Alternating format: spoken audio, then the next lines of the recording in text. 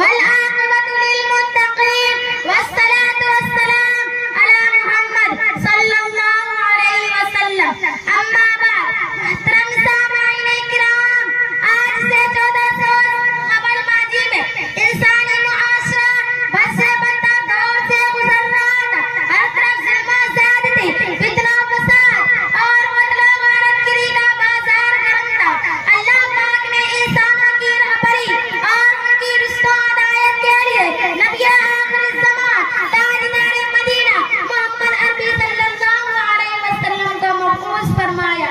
तो वही रुश्तो हिदायत के लिए सरचश्मा इंसानी मुआशरा के लिए ज़ाब्ता-ए हयात कुरान पाक को नाज़िल फरमाया और कुरान ने सबसे पहला ऐलान किया, इक़रा बिस्मि रब्बिकल्लज़ी खलक़, खलक़ल इंसान मिन अलक़, इक़रा व रब्बुकल अकरम अल्लज़ी अल्लम बिल कलम।